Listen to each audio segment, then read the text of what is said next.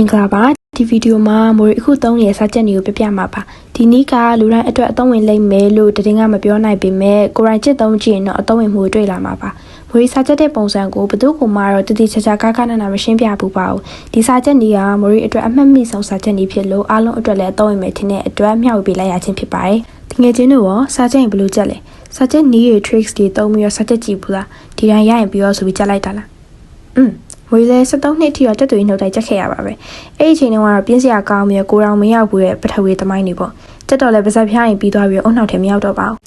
ကဲဒီဗီဒီယိုကတော့တက်စာပိုင်းကိုအဓိကသွားမှာဖြစ်တဲ့အတွက် biology မြန်မာနဲ့လူမှုရေးသိပ္ပံဘာသာရပ်တွေအတွက်အသင့်တော်ဆုံးနဲ့အကောင်းဆုံး study tip ပါပဲဆိုတော့ဗီဒီယိုလေးကိုစလိုက်ရအောင်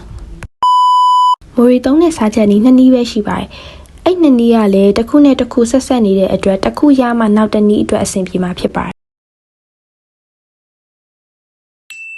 Tip number 1နားလည်အောင်လုပ်ပါစာကြောင်းတစ်ကြောင်းစီကိုအတွင်းကြနားလည်အောင်လုပ်ပါ light microscope အလုပ်လုပ်ပုံကိုကြည့်ရမယ်ဆိုရင် तू ကအချက်တွေပေးထားလိမ့်မယ်အဲ့ဒီအချက်တွေရဲ့မှာဥပမာအဖြစ် condenser focuses the light into the specimen on the slide အဲ့ဒီစာကြောင်းဘာသာပြင်မယ်ပေါ့အလင်းစုပစ္စည်းဟာ slide ပြားပေါ်မှာတင်ထားတဲ့နမူနာပစ္စည်းပေါ်ကအလင်းကို focus လုပ်ပေးတယ်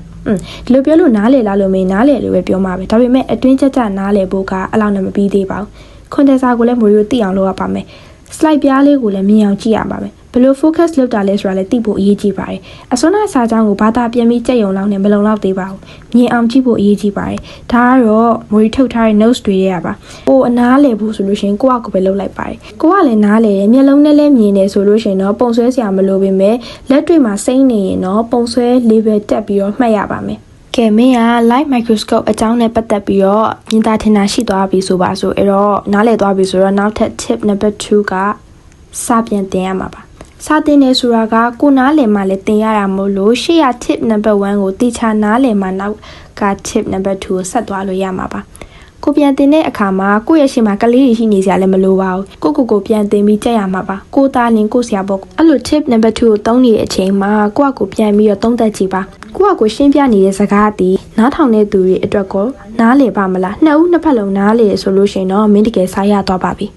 ကဲဒါကတော့မွေအခုသုံးနေစေဖြစ်တဲ့စာချက်နီးပါအဲ့ဒီနီးသုံးပြီးရင်တော့ဒီနေ့ညချက်လို့နောက်နေမမေ့စေရပါဘူး